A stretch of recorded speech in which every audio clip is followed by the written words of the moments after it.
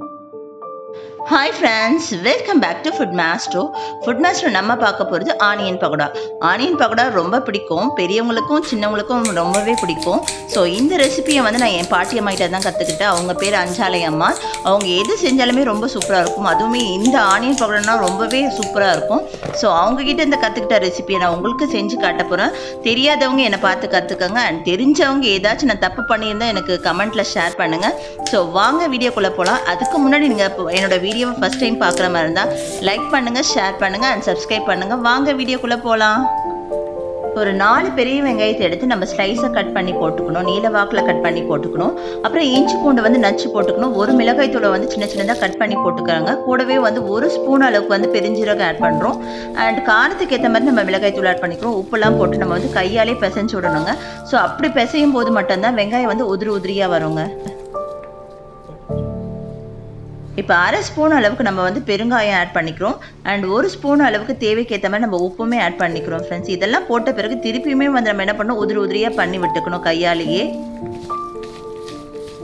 இப்போ 2 ஸ்பூன் அளவுக்கு நம்ம வந்து பச்சரிசி மாவு ஆட் பண்ணுறோம். இதுக்கப்புறம் வந்து நம்ம கடல மாவை கொஞ்சம் கொஞ்சமாக ஆட் பண்ண போகிறோம். ஏன்னா மொத்தமாக போட்டால் அது வந்து வெங்காயத்தில் இருக்கிற தண்ணி வந்து நீத்து போன மாதிரி ஆகிடும். ஸோ அந்த மாதிரி பண்ணக்கூடாது.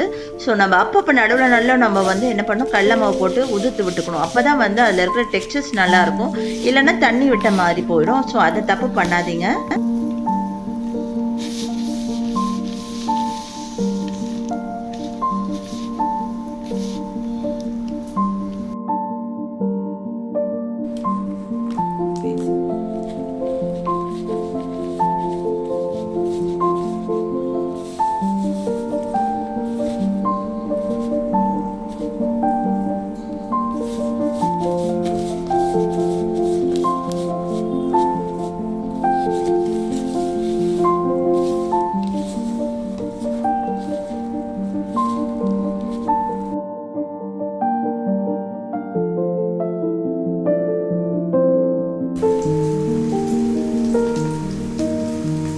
இப்போ நம்ம வானிலை எடுத்து தேவையான அளவு நம்ம வந்து ஆயில் போட்டு, ஆயில் வந்து கொஞ்சம் சூடான பிறகு நம்ம என்ன பண்ணுறோம், வெங்காயத்தை வந்து லோ ஃப்ளேம்லேயே வச்சு நம்ம வந்து பொரிக்க போகிறோம்.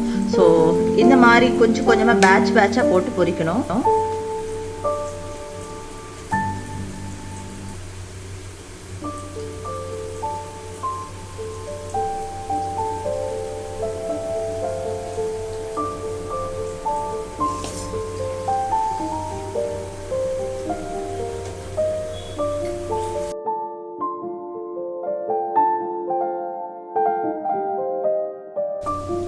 பாருங்கள், ப்ரௌன் கலரில் வந்துடுச்சு. ஸோ வெங்காயம் பக்கோடா ரொம்ப சூப்பராக இருக்கும்.